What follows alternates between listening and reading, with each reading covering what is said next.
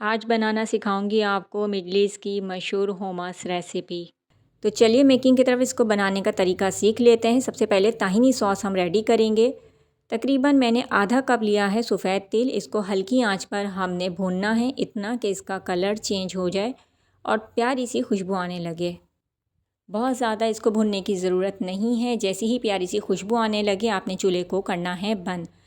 इसको ठंडा करने के लिए आपने इसको रूम टेम्परेचर पर रखना है और जैसे ही ठंडा हो आपने मिक्सी में डाल के इसको ग्राइंड करना है। 1/4 कप मैंने डाला है जैतून का तेल और उसको हम फिर ग्राइंड कर लेंगे। तो यहाँ पे हमारा ताहिनी सॉस रेडी है। अगर आप इसको ऐसे ही खाना चाह रहे हैं तो इसमें हस्बे ज़रूरत नमक का इस्तेमाल भी कर सकते हैं। इस रेसिपी में जैतून का तेल ही इस्तेमाल होता है, लेकिन अगर आपके पास नहीं है तो फिर आप कोई भी कुकिंग ऑयल इस्तेमाल कर सकते हैं, लेकिन जैतून का तेल ही इस्तेमाल कर लें तो ज़्यादा बेहतर है। तो ताहिनी सॉस रेडी है, इसको रखेंगे हम साइड पर। इस रेसिपी में इस्तेमाल होंगे सफ़ेद चने, जो कि चाहिए होंगे 1 कप। मैंने थोड़े ज़्यादा ही बॉयल किए थे, उसमें से 1 कप मैंने निकाल लिया था।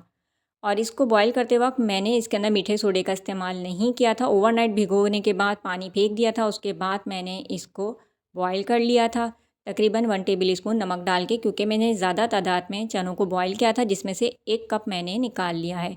ये अच्छे तरीके से पके हुए हैं। अब हम इसको ट्रांसफ़र कर देंगे ग्राइंडर जार में। जिस पानी में चने बॉयल हों आपने वो पानी फेंकना नहीं है, बल्कि उसको रख देना है फ्रिज में ताकि थोड़ा ठंडा हो जाए। नमक इसमें जाएगा आप अपने टेस्ट के मुताबिक डाल सकते हैं। मैंने 3/4 टीस्पून डाला है। हाफ़ टी स्पून यहाँ पे ज़ीरा पाउडर का इस्तेमाल किया है। इसके अंदर मैंने तकरीबन 2 टेबल स्पून लेमन जूस का इस्तेमाल किया है। 2 टेबल स्पून इसमें जैतून का तेल जाएगा। 2 मैंने डाले हैं लहसुन के जवे और इसके अंदर जाएगा 4 टेबल स्पून ताहिनी सॉस जो हमने रेडी करके रखा था, तो 4 टेबल स्पून इसके अंदर डालेंगे और इसको कर लेंगे हम ग्राइंड। 2 से 3 मरतबा आपने इसको अच्छे तरीके से ग्राइंड करना है। ग्राइंड करने के बाद आपको ये कुछ इस तरीके से नज़र आएगा, तो आपने परेशान नहीं होना, बल्कि क्या करना है कि जो हमने पानी उठा के रखा था चनों का, वो हस्बे ज़रूरत इसके अंदर डाल के और उसको हम ग्राइंड कर लेंगे।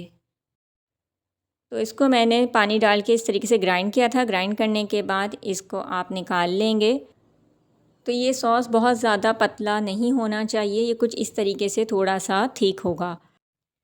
ये बहुत ही टेस्टी सॉस होता है, लेकिन आप इसकी जो लुक देखेंगे वो भी बहुत ज़बरदस्त है। जिसको इस तरीके से हम गार्निश करेंगे, तो स्पून की मदद से मैंने इसके इस तरीके से कुछ गैप बना दिए थे।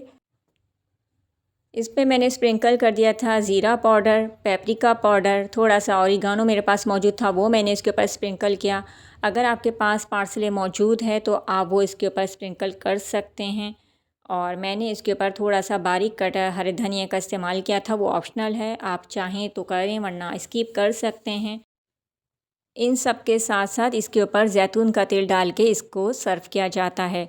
तो उम्मीद करती हूँ आपको मेरी आज की ये रेसिपी ज़रूर पसंद आएगी। ट्राई करें तो फ़ीडबैक देना ना भूलें।